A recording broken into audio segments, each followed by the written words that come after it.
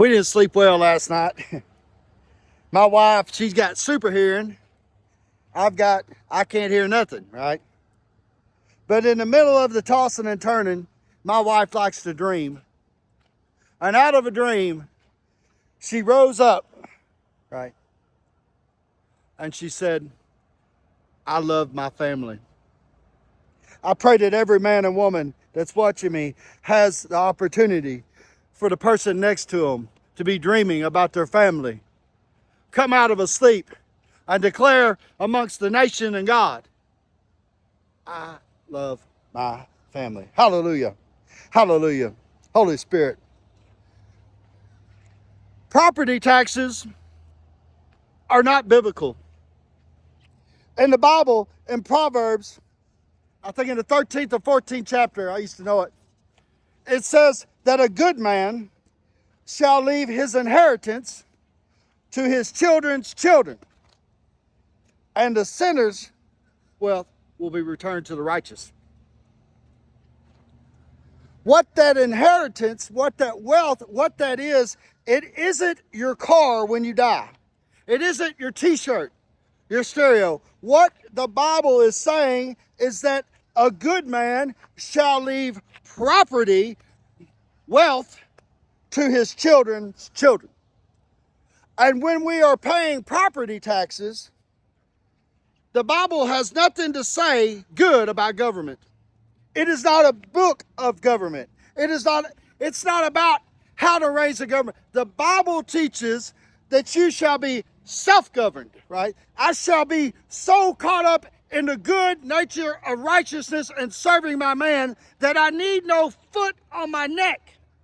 And the government has no right to be passed along with the inheritance. It's not their property. It's my property. It's my children's property. It's my grandchildren. It is the wealth that I created. And the government tax system has nothing to do with that, for we are self-governed. Hallelujah. And this idea that we should be passive has been taught to you. There's nothing about being passive in the Bible. Are you supposed to be passive with evil? No. It's a psyop. And we have been accustomed to believing that when we leave our family wealth, and it's a biblical thing, it's in the Bible, that the taxes go with it. And that ain't biblical. That goes against God. Goes against the written world. In a country that says, in God we trust. And get this. Have a hard time. Lost your job. The wife got cancer. Got on dope or drugs. I didn't pay the property taxes, right? And so, therefore, the government sends you a couple of notices, puts it in the newspaper, and if you don't pay them, they auction off the property that God said a good man gives.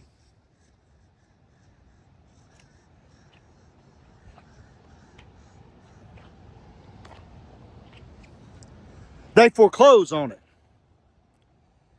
You get raided, they find a little dope, they want to classify that as a disease, they want to tell you that's a mental health issue. Well, then they follow it up by taking your property. See, the government is the main competitor in your inheritance. And it goes against biblical principles and purpose. Sarah Huckabee, who I like, and I disagree with often on some of her stuff, wants to abolish the state income tax. And everybody's like, yes, yes, yes. What does that benefit? Why don't you abolish the state property tax so that people that have hard times or going through tough times can at least keep what was given to them? They can at least have a house. They can at least have a place to lay their head, grow a garden, raise their families. I would rather you raise the state income tax and abolish the property taxes so that people can pass generational wealth to generational wealth to generational wealth and align what is written in the Word. In God we trust. Let no man take what was handed down from the Father, lest he be crushed. For we are not passive people. We're Christians. And in Jesus' name, we say, fluid English.